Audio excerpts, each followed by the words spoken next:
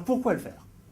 Pourquoi le faire? Moi je vois deux raisons. La première raison, la plus immédiate, c'est lors des débats de sécurité tels qu'on en a parlé tout à l'heure, et puis sur des vraies questions de localisation et de confidentialité des données, on considère qu'au moins aujourd'hui, le cloud public ne satisfait pas mes exigences.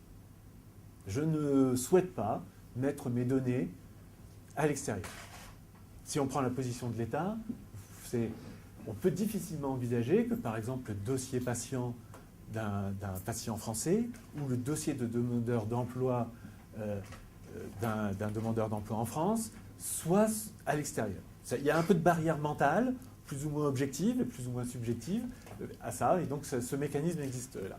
Ce qu'il faut faire attention, il faut regarder, c'est que les opérateurs de cloud ne cessent d'améliorer et d'enrichir leurs services et que de plus en plus, les vraies raisons de ne pas leur confier les données vont disparaître.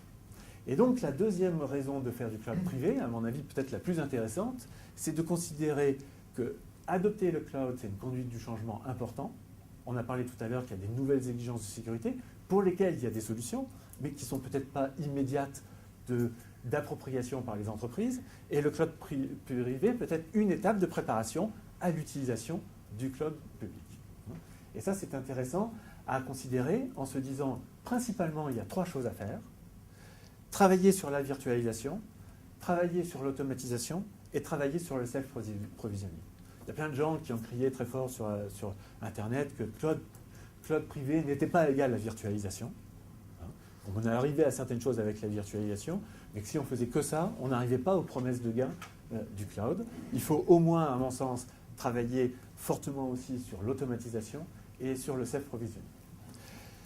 Ensuite, au-delà de ces trois éléments qui sont déjà importants, il faut avoir une attention particulière dans la conception de nouvel environnement du cloud public pour prendre en compte l'interopérabilité. Parce qu'en fait, si on a des choses qu'on fait chez soi dans son cloud privé et qu'on destine plus tard à aller chez un opérateur de cloud public, comment on va gérer cette transition avec une interopérabilité entre des services fournis à l'intérieur de l'entreprise et des services fournis à l'extérieur de l'entreprise? Comment régler cette interopérabilité? Comment gérer la portabilité? Mes applications spécifiques que j'ai développées et qui tournent sur mon cloud privé, comment je pourrais demain bénéficier des opérateurs du cloud public pour qu'elles soient plus efficaces, plus réactives, etc. Et comment je peux mettre en place une bonne gouvernance et une bonne facturation interne qui me permettent d'être dans les modèles du cloud public par la suite.